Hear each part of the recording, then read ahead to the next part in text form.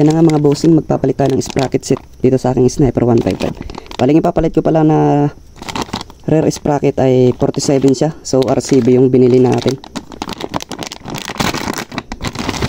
At black yung pinili natin. 47 428 yung ipapalit natin. Tapos isang made in Japan DID chain, you know. 428 yung binili natin, bali 136L. Medyo may kamahalan lang itong binili natin na to. Nasa 700 plus sa online. At legit ito, made in Japan. Yan o, yung sulat niya. Made in Japan. Maraming nagsilabasan na matitibay ng mga kadena dito at mga chain set. Kaso dito tayo sa DID kasi nga ito yung isa sa mga pinakamatagal na subok na nakadena.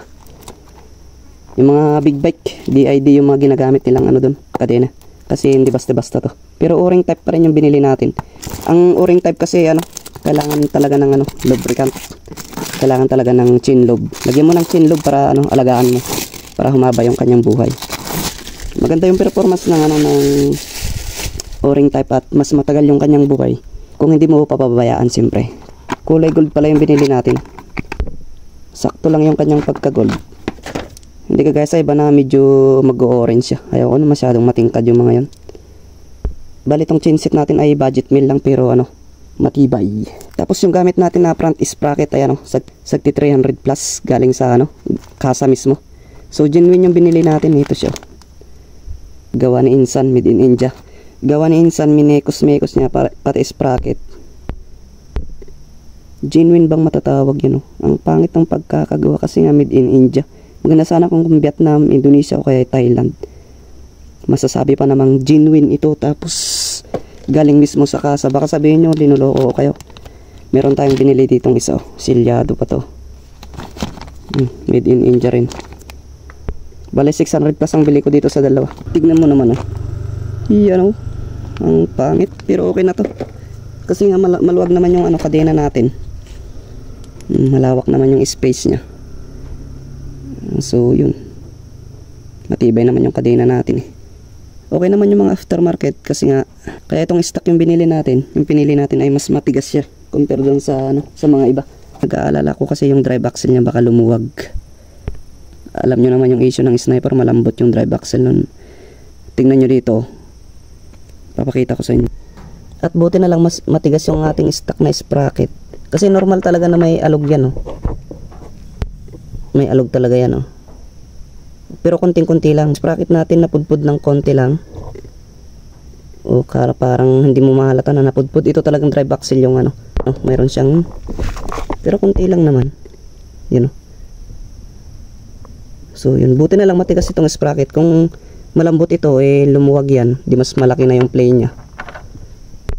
Mas malaki yung play, wala na. Ang ending niyan mabibilog na yan.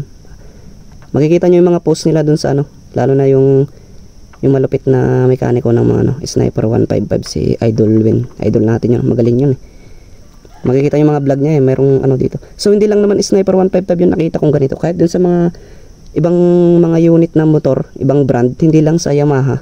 Talagang nangyayari to lalo na pag sprocket mo na front sprocket mo na ilalagay ay ordinary lang yung malambot lang siya. Kasi pag lumuwag ito ng konti pag napudpud yun, tapos ito mas malaki yung kanyang play, gaganyan-ganyan kasi yan lalaki ng lalaki yung kanyang space. Tapos hindi ka pa maalaga sa langis, metal to metal na talaga magdidikit yan.